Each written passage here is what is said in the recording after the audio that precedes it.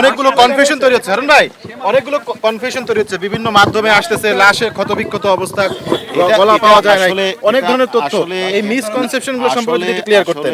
এটা উনি একজন জনপ্রিয় সংসদ সদস্য ঝিনাইদহের কালীগঞ্জ এলাকার, এবং আমরা আসলেই মানে তার এলাকার জনগণ যেমন স্তম্ভিত, সুখে মুজ্জমান। আসলে আমরাও মানে অত্যন্ত মানে এই যে নিষ্ঠুর হত্যাকাণ্ডটা যে আমাদের মাননীয় স্বরাষ্ট্রমন্ত্রী অলরেডি বলেছেন আপনাদেরকে, এই জন্য আমরা মনে করি আমরাও আমাদের তদন্ত যে কাজটা চলছে এটা আসলে স্বাভাবিক কারণেই আমরা অত্যন্ত অধিক গুরুত্ব দিয়ে আমরা কাজটা করছি। কারণ ইনি একজন জনপ্রিয় পার্লামেন্ট মেম্বার, তিনবারের মেম্বার, এলাকার মানুষ ওনাকে জনগণে ভোট দিয়ে উনিকে নির্বাচিত করেছেন। এরকম একটা নিষ্ঠুর হত্যাকাণ্ড আসলে এটার জন্য তো আমরাও আসলে মানে শোকে মুচ্যমান যে আমরাও তার মানে এটা মনে করেই আমরা কিন্তু আমাদের তদন্তকারী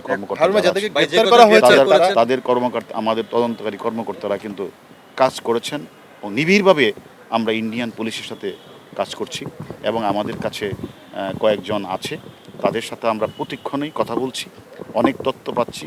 এই তথ্যগুলি আমরা এখন তদন্তে আপনারা হয়তো আমরা দেখেছেন স্বরাষ্ট্রমন্ত্রী মহোদয় বলেছেন, তদন্তের স্বার্থে আমরা এখন বলতে চাচ্ছি না। আমরা মনে করি যে একজন বাংলাদেশি পার্লামেন্ট মেম্বারকে যেভাবে বাংলাদেশের কিছু মানে অপরাধীরা যেভাবে নৃশংস হত্যা করেছে, আমরা কয়েকজনকে আইনের আওতায় নিয়ে আসছি, বাকি যারা রয়েছে প্রত্যেককে আমরা আইনের আওতায় নিয়ে আসবো এবং বিচারের মুখোমুখি আমরা দাঁড় করাবো। ভাই কিলার কি বাংলাদেশের নাকি হচ্ছে ইন্ডিয়ার, পরিষ্কার করেন। আমরা তদন্তের স্বার্থে, যেহেতু আমাদের মাননীয় স্বরাষ্ট্রমন্ত্রী অলরেডি আপনাদেরকে বলেছেন, তদন্তের স্বার্থে আমরা আসলে এই মুহূর্তে বলতে চাচ্ছি না। যেহেতু মেয়েটা এসেছেন আমাদের কাছে মামলা রুজু করতে চায়, আমাদের কাছে হেল্প চাইতে এসেছে, আমরা আজকেই সেই মামলাটা রুজু হবে শেরেবাংলা নগর থানা। কী ঘটনা এটা আমাদের তদন্ত চলছে, এটা কোনো পারিবারিক, আর্থিক অথবা কোনো এলাকার দুর্বৃত্তায়নদেরকে দমন করার ফলে এরকম কোনো ঘটনা, সব কিছুই আমরা তদন্তের আওতায় আমরা নিয়ে আসছি। সবাই যখন জোয়ারে গা ভাসায়, কেউ কেউ শির দাঁড়া সোজা করে ঘুরে দাঁড়ায়।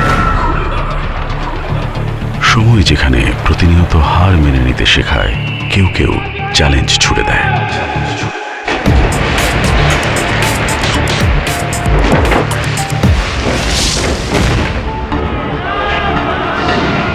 পক্ষপাতের ভিড়ে আজ থেকে কোনো পক্ষ নয়, খবর হবে নিরপেক্ষ।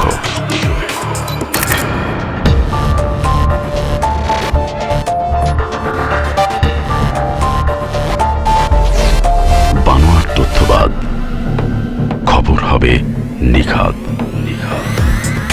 ভেঙে গুজবের শিক, খবর হবে নির্ভীক। এলো মুক্ত চিন্তার স্বাধীন দৈনিক খবরের কাগজ।